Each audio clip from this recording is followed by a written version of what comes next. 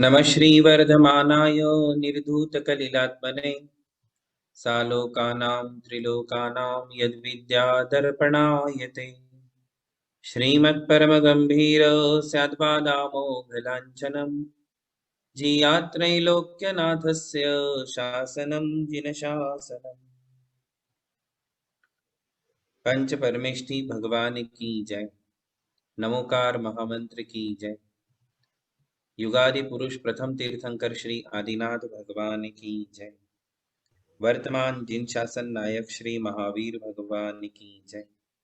परम पूज्य आचार्य श्री मानतुंगाचार्य महाराज की जय। परम पूज्य आचार्य श्री शांति सागर जी महाराज की जय। परम पूज्य आचार्य गुरुवर प्रज्ञा श्रमण श्री देवनंदी जी महाराज की जय। श्रीमद् जैन धर्म की जय। परम पूज्य प्रातस्मरणीय गुरुवर श्री अमोक कीर्ति मुनि महाराज की जय। आज पांचवा काव्य है। तत्पूर्व हम पहले के चारों काव्य सब मिलकर के पढ़ेंगे। आप भी मेरे साथ पढ़ें। भक्तामर प्रणत मौलिमणि प्रभाणा मुद्योतकं दलित पापतमोवितानम् सम्यक् प्रणम्य जिनपादयुगं युगादा वालम्बनं भवजले पततां जनानाम् यः संस्तुतः सकलवाङ्मयतत्त्वबोधा दुद्भूतबुद्धिपटुभिः सुरलोकनाथैः स्तोत्रैर्जगत्त्रितयचित्तहरैरुदारैः स्तोष्ये किलाहमपि तं प्रथमं जिनेन्द्रम् बुद्ध्या विनापि विबुधार्जितपादपीठ स्तोतुं समुद्यतमतिर्विगतत्र पोहम् बालं विहाय जलसंस्थितमिन्दुबिम्ब मन्यः क इच्छति जनः सहसा ग्रहीतुम् वक्तुं गुणान् गुणसमुद्रशशाङ्ककान्तान् कस्ते क्षमः सुरगुरुप्रतिमोऽपि बुद्ध्या कल्पान्तकालपवनोद्धतनक्रचक्रम् को वातरीतुमलमम्बुनिधिं भुजाभ्याम्। पांचवा काव्य है। हम सब मिलकर के शुद्ध उच्चारण करेंगे। मेरे पीछे एक जन बोलेगा सोहम सोहम तथापि। तथापि। दूसरा पेज दिखाइए। तव तव भक्ति भक्ति वशान वशान मुनीश। मुनीश मुनीश नी दीर्घ है। मुनीश मुनीश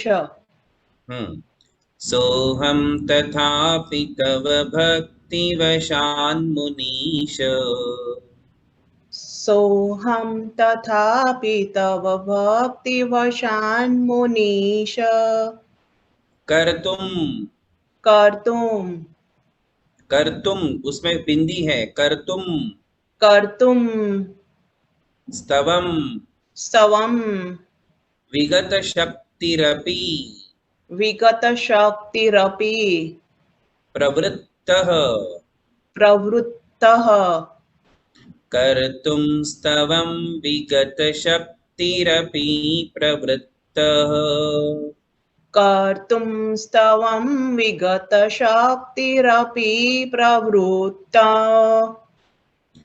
प्रीत्यात्म प्रीत्यात्म वीर्य वीर्य मविचार्य मविचार्य मृगो मृगो मृगेन्द्रम मृगेन्द्रम इसमें दो दो पाठ मिलते हैं, कहीं मृगी मृगेंद्रम है, कहीं मृगो मृगेंद्रम है, किंतु संस्कृत टीकाकार मृगो मृगेंद्रम ही कहते हैं, इसलिए सभी लोग मृगो मृगेंद्रम ही कहे।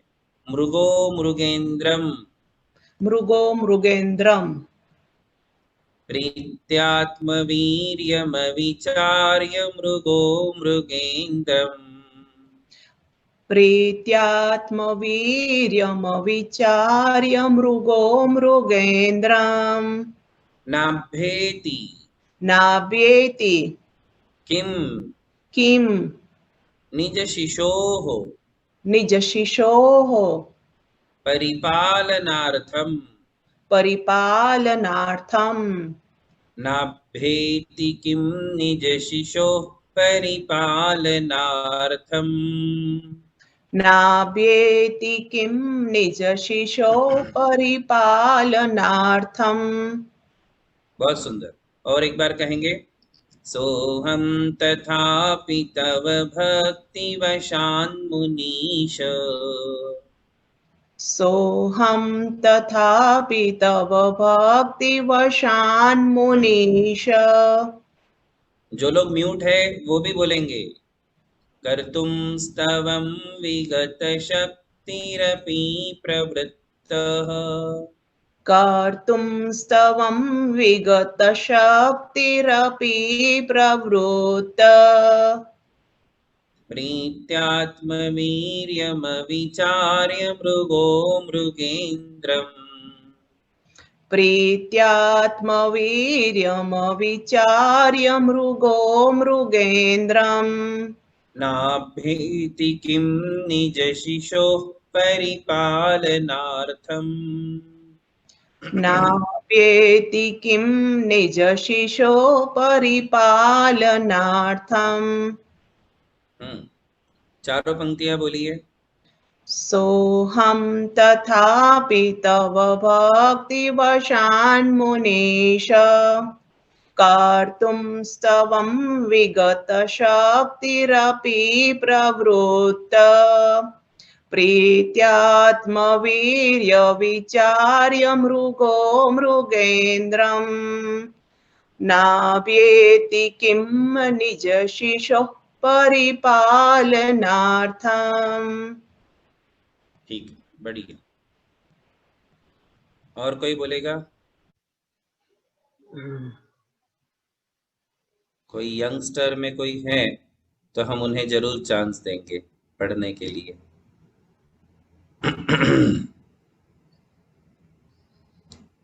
आप बोलिए नीलेश भाई, नीलेश वंदना यूएसए, पढ़ सकेंगे?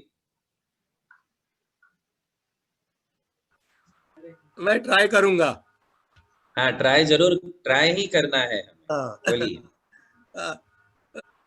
सोहम तथापि तव भक्तिवशान्मुनीश कर्तुं स्वस्तवं विगतशक्तिरपि प्रवृत्त।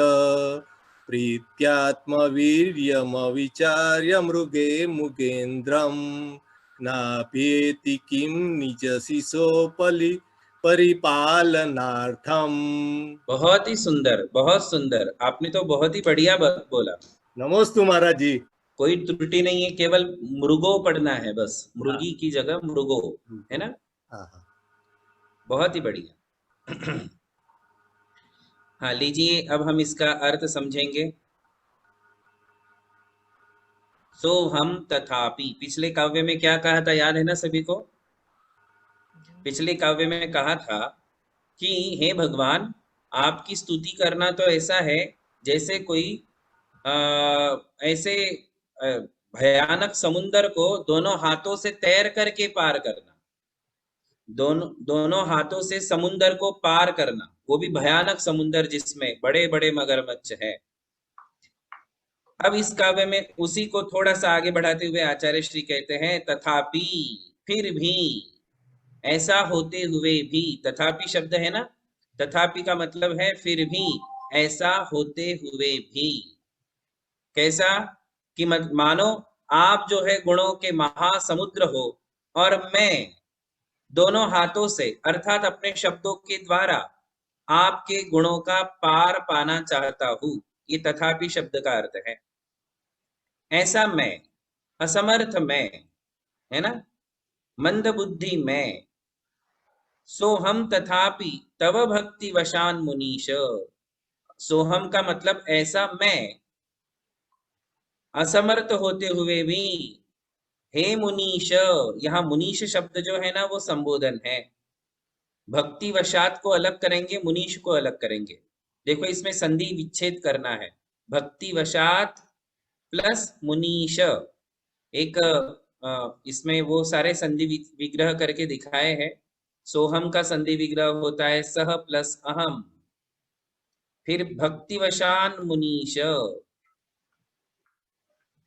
ये दोनों को अलग किया तो देखो क्या होता है, भक्तिवशात प्लस मुनीश। अब यहाँ मुनीश है संबोधन, तो जहां भी एक्सक्लेमेटरी होता है उसके पहले हे लगा देना।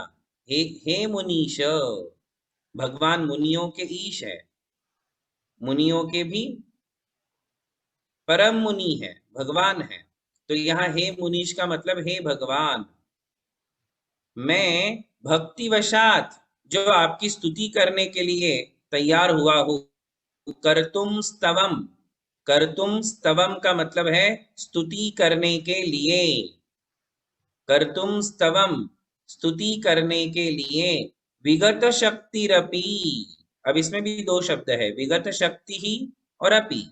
शक्ति रहित होते हुए भी, मेरे में भी शक्ति नहीं है कि मैं आपकी स्तुति कर सकूं, तो मैं शक्ति रहित हूं, शक्तिहीन हूं, फिर भी स्तुति करने के लिए भक्तिवशान, भक्ति के वश होकर के, कर्तुम स्तवम विगत शक्तिरपि प्रवृत्त, प्रवृत्त यानी तैयार हुआ हूं। अब इस दोनों काव्यों का, दोनों पंक्तियों को यदि हम वाक्य में परिवर्तित करें, वो वाला पेज दिखाइए जरा। हाँ देखिए, ये दो पेज है, दो पंक्तियां हैं। सोहम तथापि तव भक्ति वशान मुनीश, कर्तुम स्तवम विगत शक्तिरपि प्रवृत्त। तो हम ऐसा कहेंगे, हे मुनीश, हे भगवान, तथापि अहम, तथापि सोहम, मैं ऐसा असमर्थ होते हुए भी, कि दोनों हाथों से जैसे समुंदर पार करना कठिन है, वैसा मैं भी आपके गुणों का पार नहीं पा सकता हूं, फिर भी विगत शक्तिरपि, शक्तिहीन होते हुए भी, शक्ति रहित होते हुए भी, स्तवम कर्तुम प्रवृत्त, मैं स्तुति करने के लिए तैयार हुआ हूं। क्यों? उसमें एक ही कारण है, भक्ति वशात, क्योंकि मेरे मन में आपके प्रति अपार भक्ति है।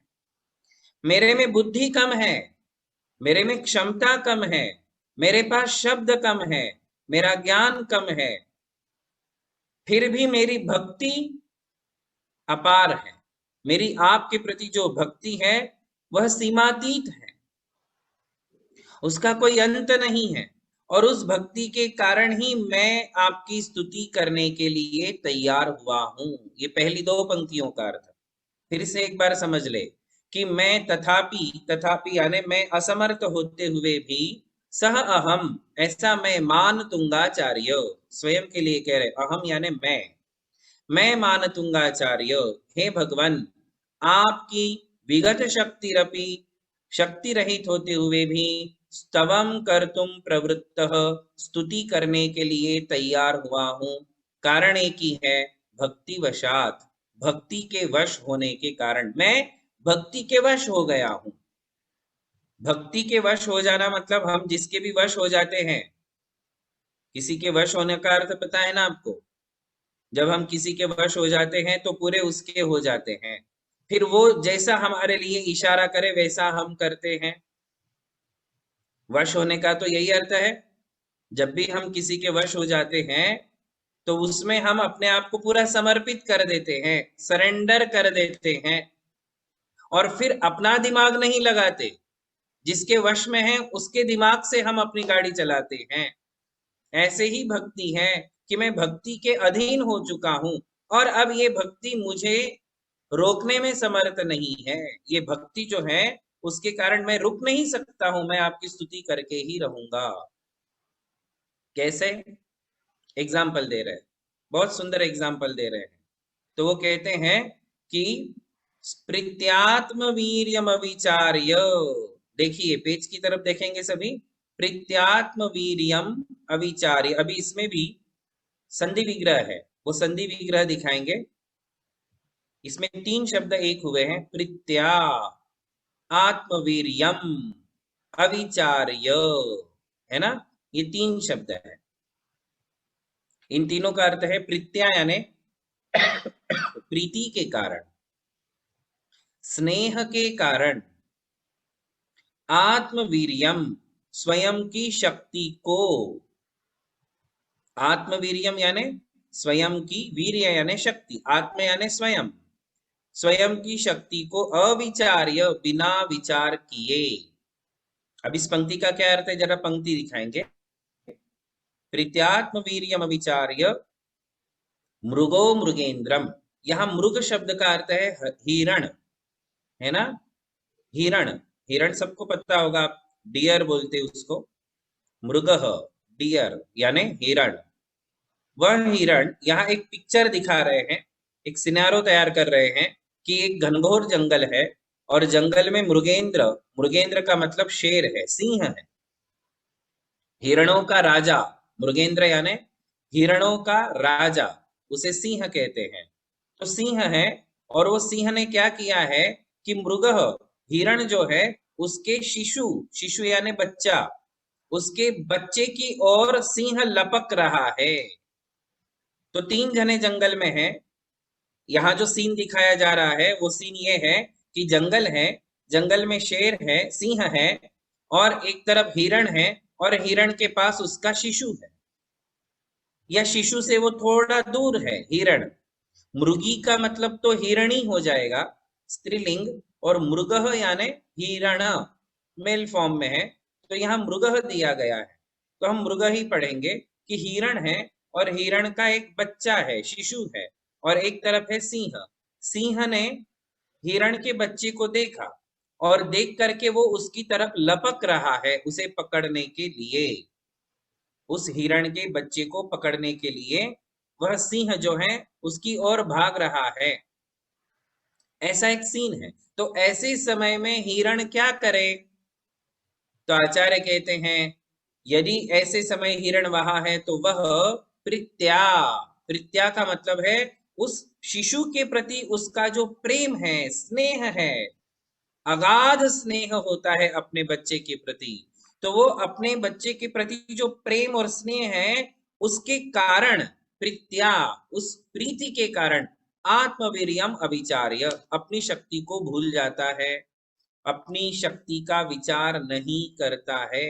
अविचार्य, कभी कभी, कभी कभी अपनी शक्ति का विचार करना पड़ता है और कभी कभी अपनी शक्ति का विचार छोड़ना पड़ता है। जब ऐसी विकट परिस्थिति हो तो कोई भी अपनी शक्ति को भूल जाएगा कि मेरा बच्चा है, छोटा सा बच्चा है, मेरा बच्चा है, और उसकी तरफ सांप आ रहा है, उसकी तरफ शेर आ रहा है, वो आग की तरफ जा रहा है। ऐसे समय हम अपने बच्चे के प्रति हमारी कितनी उत्कंठा और स्नेह होता है, हम उसकी तरफ लपकते हैं, उसको उसकी सुरक्षा के लिए हम उसकी ओर भागते हैं, चिल्लाते हैं। ऐसे ही ये मृग है, हिरण है, उसे पता है कि शेर से लड़ने की ताकत मेरी नहीं है, सिंह से लड़ने की मेरी ताकत है क्या? 10% भी नहीं है, कहाँ सिंह और कहाँ हिरण। किंतु फिर भी आत्मवीर्यम अविचार्य, अपनी स्वयं की शक्ति को भूल करके या उसका विचार न करके प्रीत्या, उसके प्रति जो प्रीति है, स्नेह है, उसके कारण मृगेंद्रम किम न अभ्येति, मृगेंद्रम यानी सिंह को, सिंह के किम न अभ्येति, यह न प्लस अभ्येति, ये 2 शब्द एक हुए हैं। अभ्येति का मतलब क्या सामने खड़ा नहीं होता है, किम न अभ्येति क्वेश्चन किया है, किम न, किम यानी क्या, न अभ्येति क्या सम्मुख नहीं जाता है, अभ्येति का मतलब है सम्मुख जाना, सामने खड़े रह जाना, सामने डट जाना, लड़ने के लिए तैयार हो जाना, सामना करना, फेस करना, ये अभ्येति का मतलब है। तो क्या निज शिशोः, अपने शिशु की परिपालनार्थम, रक्षा के लिए, निज शिशोः, अपने बच्चे की, निज यानी अपना, शिशु यानी बच्चा, अपने बच्चे की परिपालनार्थम, रक्षा के लिए, मृगः, हिरण, किम मृगेंद्रम न अभ्येति, क्या सिंह के सामने खड़ा नहीं हो जाता है, सिंह का सामना नहीं करता है, वो भी कैसे, आत्मवीर्यम अविचार्य, अपनी शक्ति को भूल करके।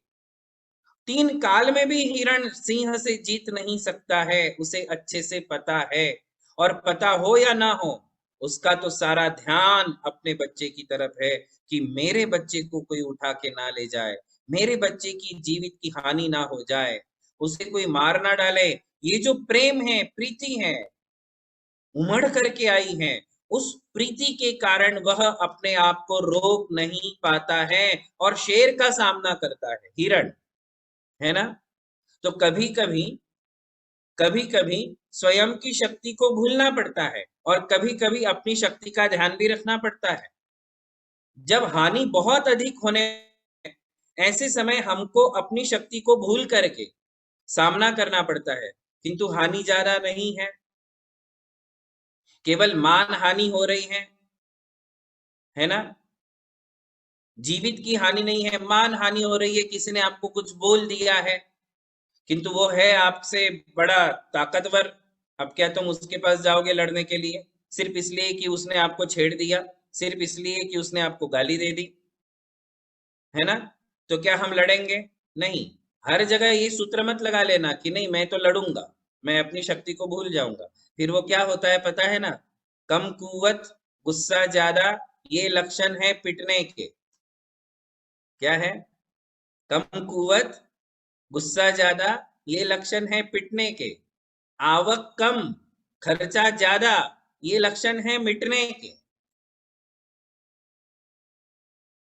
आवक तो है नहीं और खर्चे इतने ज्यादा करते हैं, तो ये काहे के लक्षण है? ये मिटने के लक्षण है।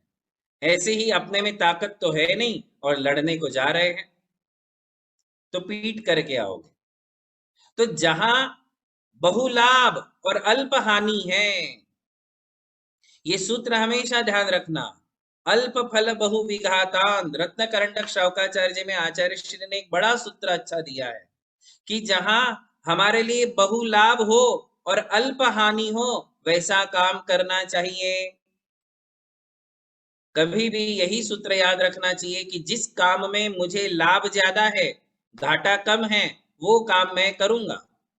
अब ये सूत्र हमेशा सब जगह हम, किंतु जहां बहुत ज्यादा हानि है और छोटा सा लाभ होने वाला है, आत्म संतुष्टि के लिए हम करने जा रहे हैं, किंतु उसमें हमारा घाटा ही घाटा है, तो ऐसा काम नहीं करना चाहिए। यहाँ सीन ही अलग है। यहाँ तो अपने बच्चे की रक्षा करना है, और आप भी रहोगे तो आप भी यही करते कि आपका छोटा सा नन्हा सा बच्चा है, यूं तो आप सांप को देख करके डर जाते हो, सांप से 100 हाथ दूर रहते हो, किंतु कभी किसी माँ को अपने बच्चे की तरफ कोई सांप जाता हुआ नजर आएगा। तो हमारी वो बात चल रही थी कि हम अपनी शक्ति को भूल करके हमेशा नहीं चलते, किंतु जहां ऐसा प्रसंग आता है वहां हम अपनी शक्ति को भूल करके और फिर कार्य कर जाते हैं। यहाँ आचार्य श्री मान तुंग जी भी यही बात कह रहे हैं कि हे भगवान, आपकी भक्ति, आपकी स्तुति करने का सामर्थ्य मुझ में नहीं है, आपकी स्तुति मैं नहीं कर सकता हूं, फिर भी मैं स्तुति करने के लिए तैयार हुआ हूं, क्योंकि मेरे अंदर की भक्ति, क्या है? मेरे अंदर की भक्ति, जिसके कारण मैं अपने आप को रोक नहीं पा रहा हूं, ठीक उस हिरण की तरह जो अपनी शिशु की रक्षा के लिए सिंह के सामने सामना करने के लिए अपने आप को रोक नहीं पाता है। यूं तो हिरण भाग जाते हैं, दूर भागते हैं, शेर की दहाड़ सुनते ही हिरण भाग जाते हैं, किंतु जब अपने बच्चे की रक्षा की बात है तो फिर वह सिंह का भी सामना कर लेता है। तो इस प्रकार इस काव्य में आचार्य श्री हमारे लिए कह रहे हैं कि भक्ति वशात, भक्ति के वश होकर के कभी कभी हम वो काम भी कर जाते हैं जो हमारी सामर्थ्य के बाहर है। क्या समझना है कि जब भक्ति अंदर होती है तो कभी कभी हम वो काम भी कर जाते हैं, और वास्तव में देखा जाए तो कभी तो हम अपने सामर्थ्य को समझ ही नहीं पाते हैं। आप लोगों के पास बहुत सामर्थ्य है भक्ति करने के लिए, आराधना करने के लिए, धर्म करने के लिए, दान देने के लिए, स्तुति करने के लिए। सामर्थ्य होते हुए भी हम अपने सामर्थ्य को पहचान नहीं पाते हैं कि मेरे अंदर कितना सामर्थ्य है, मैं कितना पराक्रमी हूं। ये बात हमें पता ही नहीं है, क्योंकि आज तक हमने अपने सामर्थ्य का उपयोग किया ही नहीं है। हम अपने सामर्थ्य का पूरा पूरा उपयोग कर ही नहीं पाते हैं। किंतु जब भक्ति अंदर से प्रेरित करती है तो हम सामर्थ्य और सामर्थ्य से बाहर काम कर जाते हैं। तो ऐसी भक्ति हमारे अंदर होनी चाहिए कि हम अपने सामर्थ्य का पूरा पूरा उपयोग करें। मान तुंगाचार्य जी तो कह रहे हैं कि मैं अपने सामर्थ्य से बाहर जाकर के काम कर रहा हूं, और मैं आपसे कह रहा हूं कि आप कम से कम अपने सामर्थ्य का पूरा उपयोग करो। सामर्थ्य के बाहर तो आप इस जीवन में जाओगे या नहीं पता नहीं। आप सभी लोग सामर्थ्य के अंदर ही काम करते हो। जितनी आपकी कैपेसिटी है, जितनी आप में कैपेबिलिटी है, उतना काम तो आज तक आपने किया ही नहीं है। यूं मत समझना कि मैं बहुत भक्ति में बाहर का काम कर लूंगा। ये तो मान तुंगाचार्य जी ने किया है। हमने आज तक ऐसा कुछ भी नहीं किया है जो हम अपने सामर्थ्य से बाहर कुछ कर गए हो। करना है ना, करना है। और वो कब हो सकता है? वो तभी हो सकता है जब अंदर से भक्ति हमारे लिए पुश करे। जब भक्ति पुश करती है तो फिर हम वैसा काम कर जाते हैं। धर्म स्नेही बंधुओं, बड़ा ही सुंदर काव्य है और बहुत ही अच्छा संदेश दे रहे हैं आचार्य श्री। इसमें बहुत ही अच्छा संदेश दे रहे हैं कि हमें भक्ति के क्षेत्र में, स्तुति के क्षेत्र में, आराधना के क्षेत्र में अपने सामर्थ्य का संपूर्ण उपयोग करना चाहिए। ये संदेश वो सामर्थ्य के बाहर करने की बात कह रहे हैं, हमें सामर्थ्य को पूर्ण उपयोग करने का एक संदेश दे रहे हैं। ठीक है ना? तो ऐसा ये 5वां काव्य है। हम सभी मिलकर के एक बार बोलेंगे। सोहम तथापि तव भक्ति वशान मुनीश, कर्तुं स्तवं विगत शक्तिरपि प्रवृत्तः, प्रीत्यात्मवीर्यमविचार्य मृगो मृगेन्द्रम्, नाभ्येति किं निजशिशो परिपालनार्थम्। तो आज का ये काव्य पूर्ण हुआ। बोलिए आदिनाथ भगवान की जय। परम पूज्य मुनि श्री अमोघ कीर्ति मुनि महाराज की जय। अमर कीर्ति महाराज की जय।